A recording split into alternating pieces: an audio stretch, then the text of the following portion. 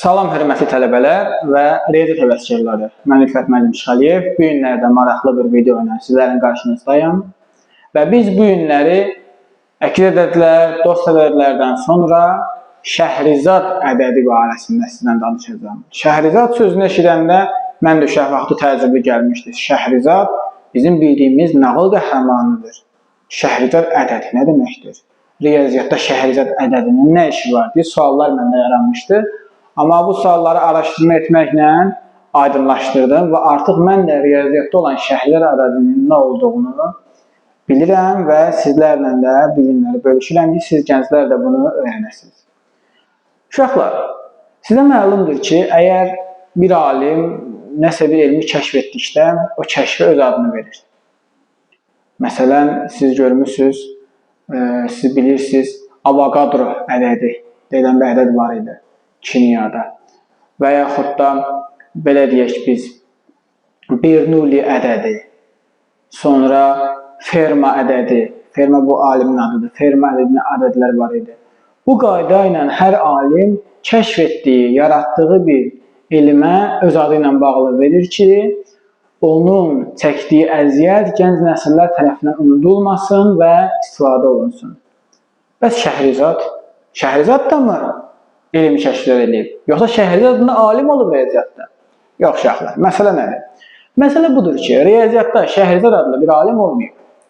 Lakin Polşa riyaziyyatçısı Stanislav Kowal adlı bir riyaziyyatçı olub ki, o götürüb 1001 rəqəminə Şəhrizad adını verib. Və ondan sonra hər bir riyaziyyatçı 1001 ədədinə Şəhrizad ədədi deyə neyib, xatırlayıb. Şəhrizad nağılını necə nağıldır? 1001-cədə nağılı dedikdə, o səbəbdən 1001 rəqəminə nə deyəcəyik biz də bundan sonra? Şəhrizad ədədi deyəcəyik. Və biz Stanislav Kowalın bu addımından sonra bir çox riyaziyyatçıların da bunu təsdiqlədiyini görmüşük və o səbəbdən biz də gənc riyaziyyat həvəskarları olaraq elə 1001 rəqəminə Şəhrizad ədədi deyə müraciət edəcəyik. Gəlin bu Şəhrizad ədədi haqqında bəzi məlumatlara baxaq. Bu ədəd, uşaqlar, palindrom ədəddir. Nəyə görə palindrom ədəddir? Ümumiyyətlə, palindrom ədəd nədir? Mənim tələbələrim indi burada videonu izləyirlərsə, onlar bilirlər. Palindrom ədədlər əvvəldən geriyə, məsələn, soldan sağa və yaxud da sağdan sola oxuduqda eyni ədəd alınırsa, bunlar palindrom ədədlərdir. Məsələn, 414, 616, 1001, 1200, deməli, 1221, bunlar palindrom ədədlər hesab olunur. Və 1001 də nədir? Palindrom ədəddir. Bundan başqa 1001, yəni nə? Şəhrizad ədədi, deməli, ən kiçik rəqəmli ədəddir ki, o 2 ədədin kubların cəminə bərabərdir. Bir də fikir ver. Kublar cəmi 1001 olan ən kiçik 4 rəqəmli ədəddir.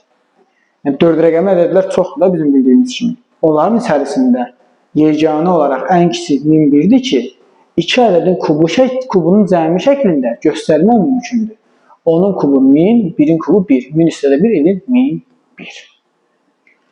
Və mən sizlərə videonu yekunlaşdırmamışdan əvvəl belə bir məsələ təqdim etmək istəyirəm. 1001 gecənin 458-ci gecəsində, səhv etmirəmsə, belə bir məsələ təqdim olunur. Deyir ki, göyərçinlər gəlir, əyləşir, bir neçəsi budağın üzərində, bir neçəsi yerdə və budağın üstündə əyləşən göyərçinlərdən biri deyir ki, əgər sizlərdən biri uçub yanımıza gəlsə, sizin sayınız bizdən 3 dəfə az olar. Budaqdakı göyərçin deyir ki, yerdəkilərə, əgər sizdən bir nəfər bizim yanımıza gəlsə, onda sizin sayınız bizdən 3 dəfə az olar. Əgər bizdən bir nəfər sizin yanınıza ensə, onda sayımız nə olar?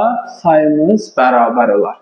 Belə bir məsələ orada səslənir və mən də məsələnin lövhəyə qeyd etdim.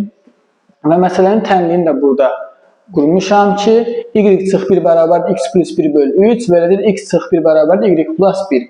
Bu tənliyi də sizlərin həll etməsini istəyərəm və aldığınız nəticədə budağın üzərində nə qədər göyərçin var və ağacın altında, yəni torpaq altında nə qədər göyərçin var, onların saylarını şərh bölməsində qeyd etməyiniz çox əla olar. Hələ görək ki, kimlər bu iki dəyişənli xətti tənliyim həll eləməyi bacardı. Sizlərə uğurlar arzu edirəm. İşləriniz avamda olsun. Hələlik.